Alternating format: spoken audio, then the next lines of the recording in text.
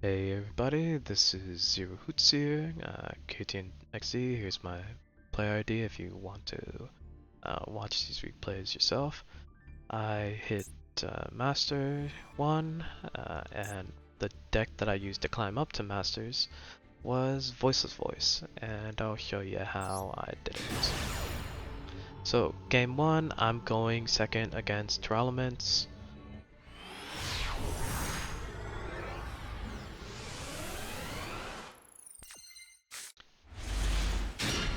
I drew a very good hand because I have 5 unique cards, right? I only have 1 normal summon. It's a good day.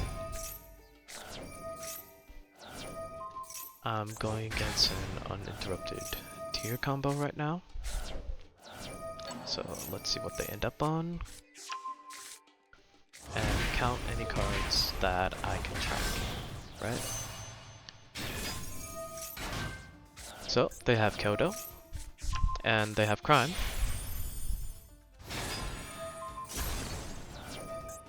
Pop Trivia Karma, add Heartbeat, Kodo, Crime, Heartbeats,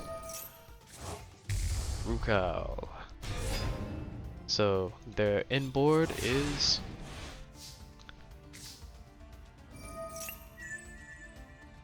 Rukao, Baron, Crime, Heartbeat, 2 unknown cards, and their Redoer caught one of my spell cards, so they actually have 6 unknown cards.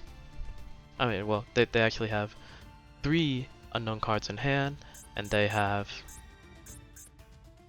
5 different interruptions, 2 of which are Omni Negates. So, let's see. First thing I want to do is I'm going to activate Nadir's Servant, because if they let me get away with activating Nadir's, it means I win the game. If they let me get away with activating Nadir's, I'm going to build up so much card advantage that they will just lose the game. So they cannot do that. You know, they're negating with Baron because they have Crime, and you know, no one plays Reboot, so they're saving their Crime, right? Makes perfect sense. Okay, I pre-prep because I know it's gonna get through, because if it didn't, then my opponent wouldn't be scared of Nadir's Servant. They would have just ashed it if they had ash in their hand. Okay. I cleared up my deck a bit, and now I'm using Pot of P. Just so that I can see if I can force out the Crime from Pot of P. I don't. That's fine. And I found my Triple Tactics talent. Other cards would work too, but talent is just nice because it means I can break the board right away instead of having to summon a lot. Now I know both Omni Negates are gone. Okay, cool. Alright, send Diviner here. Diviner Trias. I need my Diviner to go through because I need the levels. I can't just send Entis or whatever. I need the levels in order to summon my Skull Guardian. And if I send Entis, it would only be 6. And I'm doing Trias here just because I want bodies if this does get negated. I'm expecting my Diviner here to fully get negated. It doesn't.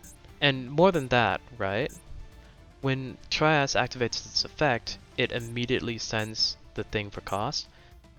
During that time, my opponent needed to Kodo, send back Diviner, so that I wouldn't get a free low, because I already used up my normal summon. So it's gonna be hard for me to get a low easily. He just needs to get rid of it, but he doesn't, you know? Alright, cool, whatever. My low can now search up Radiance because of that. And this is where they really messed up. I'm putting Radiance because I have 2 spell cards. I want to only have 1 spell card. I know their final card is Heartbeat. I'm not trying to activate Radiance just yet, because what I want is for Radiance to send back one of these spell cards so that I can get a Saphira. Saphira can then send this ritual spell that I put back in the deck to the graveyard so that I can search up more material, basically he let me, the critical point for this was letting my diviner plus me a body on the board and special summon my low, which could plus me another card. He needed to make me work to get low on the field, and he didn't. You know? So, he uses that, sends it, because otherwise, if he had just chained Kodo a lot sooner, what I would be having to do instead is use prayers twice, right? I finally get Skull Guardian on board. Skull Guardian search up low, and then I mean, I don't have anything after that. But he didn't do that. So now I'm gonna prayers again. He heartbeats to send back my radiance. That's fine because if he doesn't heartbeat now, he won't be able to send anything later.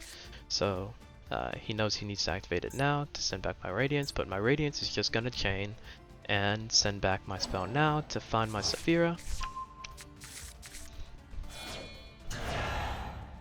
I now have Skull Guardian. Skull Guardian's gonna search. Skull Guardian's gonna gate. He sees that he's lost the grind because I'm just gonna destroy his monsters. Yep. Next is against Tenpai. If you look here, Tenpai player lets me go first, but I get shifted and gammaed, so you know, fun going first match, right? Alright, I pre-prep, he shifters right here, I gamma the shifter, and he gammas me. This was back when I was still trying to cope with an Axel Synchro Baron, but yeah, just don't. I'll show you this later. I no longer cope. This is a beautiful thing about Diviner, is that Diviner can summon low, as long as it gets tributed. All ritual spells tribute, so Diviner always goes through. And I need to access my low more than anything else right now. Because Voiceless can play fine under Shifter, but they're gonna need to access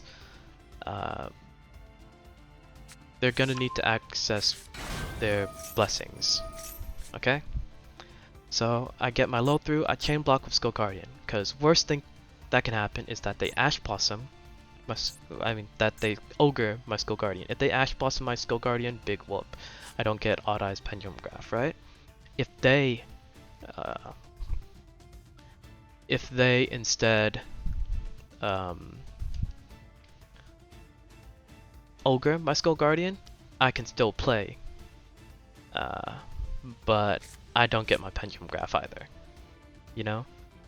But I need my low, or else Skull Guardian is useless anyway, so I chain block for a low.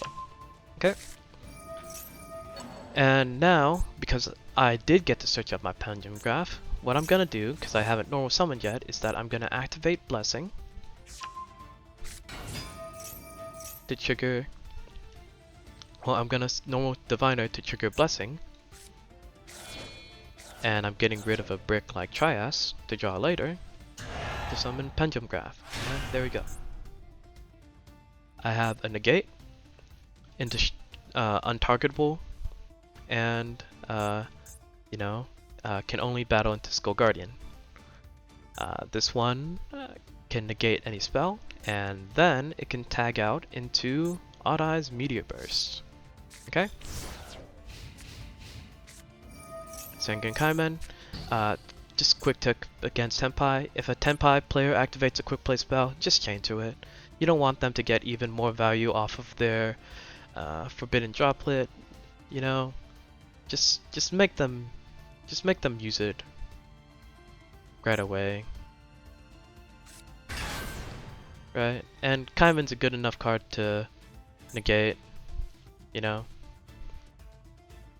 Especially since this negates the effect, so this has already been activated, they can't use another Kaiman this turn. Right? Now I have Meteor Burst, the strong thing about Meteor Burst is that it prevents Tenpai from synchroing up, so they have to do everything in the main phase, right? They can't attack unless they can attack through Skull Guardian, so you're pretty good, all things considered. They imperm me right here. Skull Guardian and Low can't get imperm because of barrier, so I mean this is normally a pretty decent imperm for them if they have a lot of other good cards in their hand. But they only had Vajra Chandra, and Vajra Chandra gets negated, and there we go. They have nothing left, and yeah, broke the board. This is why Shifter's pretty terrible. Because if they just Vajra summon Chandra, because they weren't under Shifter, I'd have to play that, you know? I'd have to play it a bit differently, but I didn't. Because they didn't make me.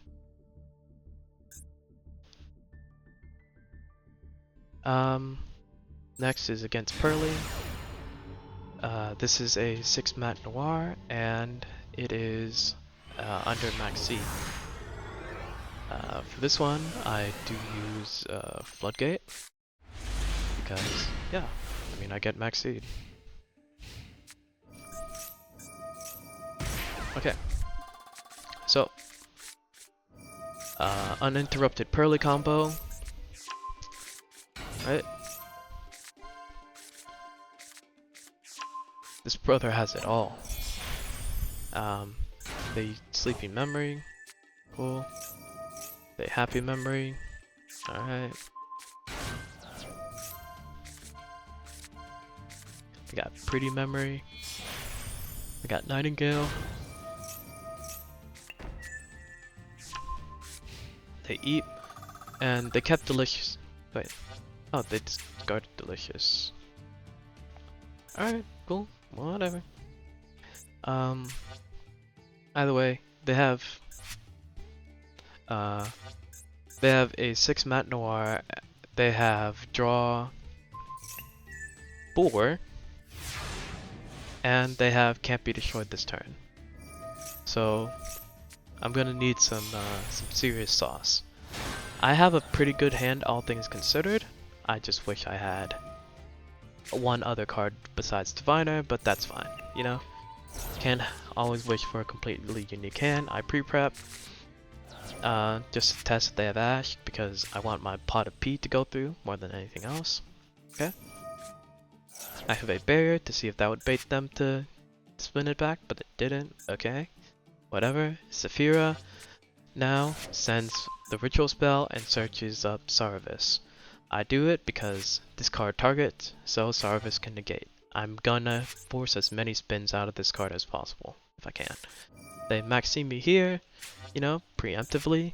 I don't know why, but either way, I just activate Diviner, send Entis, because I don't actually need my Diviner to send Trias. I don't need to give them even more cards to draw with my special summoning, right?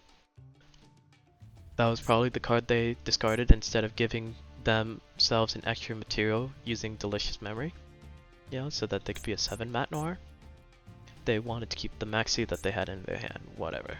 Okay, Entis, Pop, Street. That's cool and all. And now I draw before I start special summoning, because I don't want them to Ash me, because I don't think they've had Ash this whole time, and so I need to do this now before I do get Ashed. Okay, I see a bunch of the same type of cards I already have in my hand, so I pick up Tikaboo, because now I know if I manage to break this field, Purrely's gonna have a really hard time breaking Tikaboo. Okay, Saphira, banish both of these Diviners, summon Skull Guardian.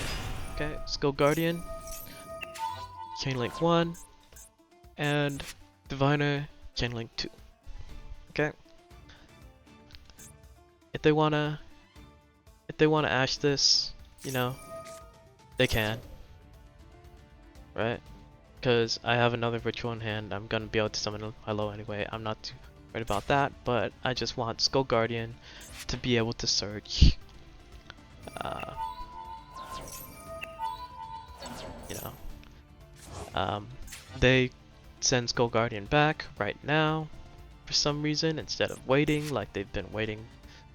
Well, because I'm gonna summon low, so they need to send him back now. They send back prayers because if they don't, then Skull Guardian is just gonna come back again. Yeah, this is a card I wanted to search, Sarvis, because Sarvis allows me to get into other plays. Either way, low is now on the field. Barrier searches back my Skull Guardian again.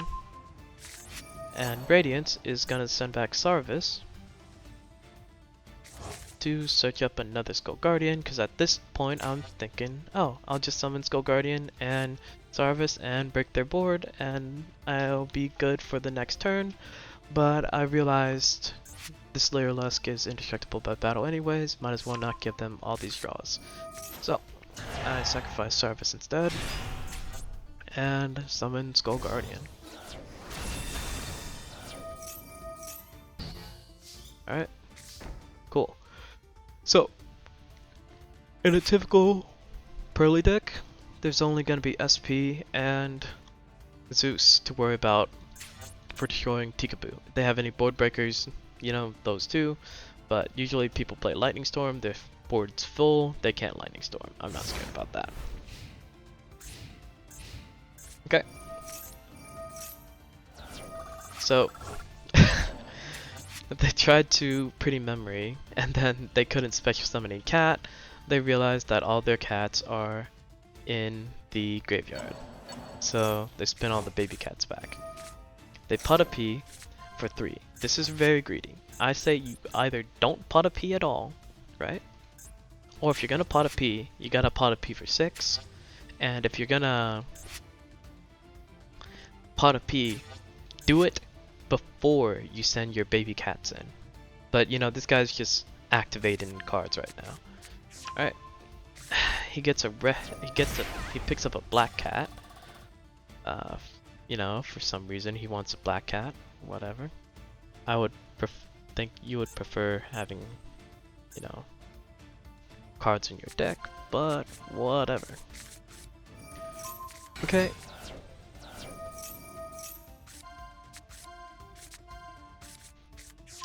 So right now, I'm just waiting. If he makes SP, then I'll just negate it. You know? But he hasn't yet. Now he's gonna summon Beauty. I don't want him to Beauty eat up my Tikaboo, so I'm gonna negate it. Okay. Now he's in this battle phase here. The only thing I have to be scared about is Zeus.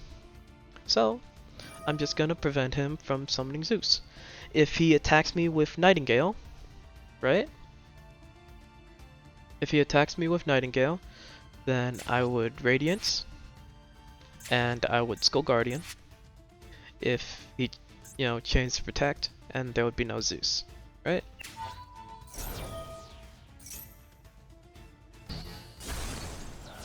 But instead he decides to activate the effect of his own accord. That's cool. I'm just gonna negate it with Sarvis. Because now the only other thing after I get rid of that that's gonna threaten me isn't Zeus.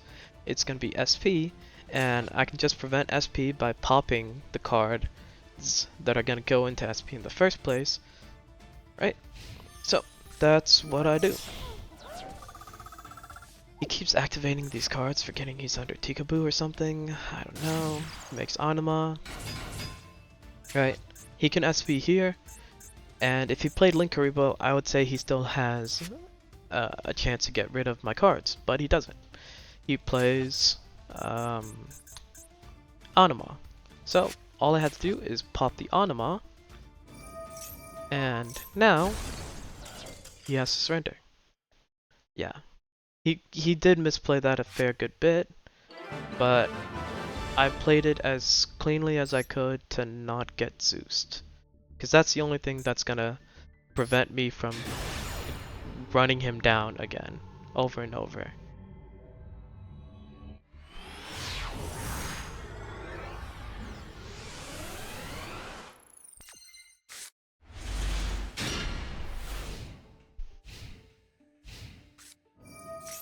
I have a pretty good hand again. I have 5 unique cards, though these two, well, these 3 cards are all kind of redundant against one another.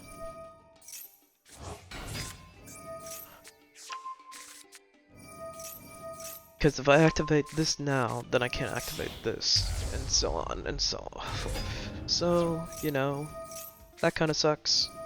Kind of only have 1, 2, 3 unique cards in my hand. We'll say 3.5, not to be too unfair.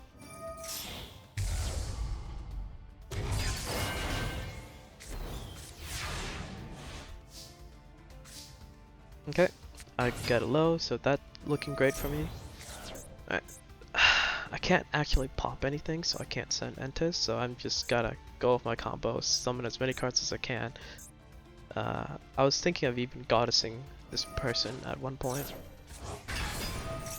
He has Diviner, Barrier, and I activate pre-prep instead of Saphira. Because I'm trying to do a play later with Low and or Sarvis, so I'm gonna let that ferment. Okay. Activate pre-prep. Now I have an Omni Negate,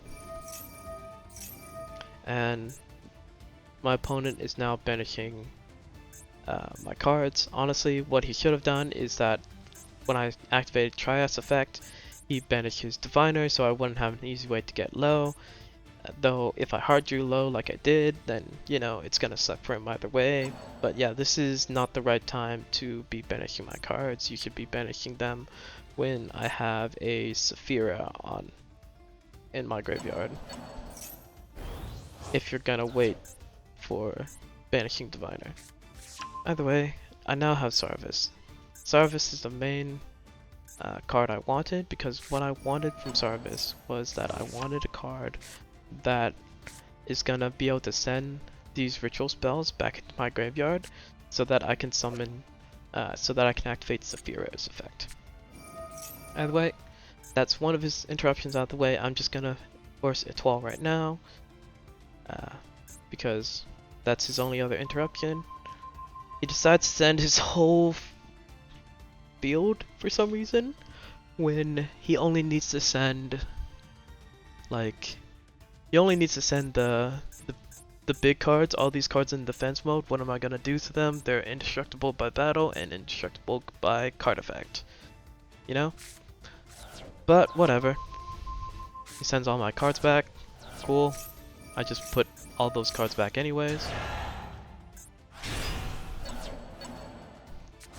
And I now summon Sarvis. I needed to summon Sarvis first so that I could activate Saphira now. Saphira find my other Skull Guardian. And Saphira summon my other Skull Guardian, so now I can just win the game. Yeah.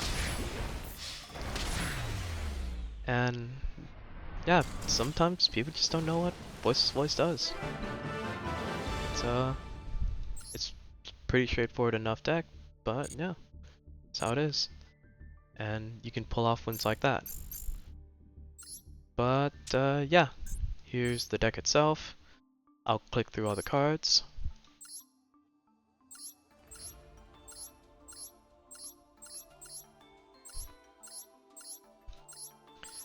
Nadir's Servant is one of the strongest cards in Yu-Gi-Oh! If you don't need to rely on your extra deck. Because it's so much advantage. It gives you a card, it sends a card to the graveyard that's going to give you another card, so that's at least a +2. And if the card you're searching for is Maximus, then he's going to send another 2 cards, and this one card right here essentially, you know, Maximus, that's 0 right here, right? This is +1, +2, +3. Yeah. An immediate +3 from being able to resolve Nadir's Servant. It's insane. This is specifically to build against Tenpai that you see a lot in rated duels and in Diamond. So I don't play Max C. If you find yourself going second a lot, then I would do these changes where I would get rid of a pre-prep in order to play a Magnamut, and I would get rid of Gamma in order to play more Max C. Otherwise, I like this deck's level of board breaking, I like this deck's level of grind, and yeah, it's really consistent. If you have any questions, just let me know. Otherwise, this is it, really.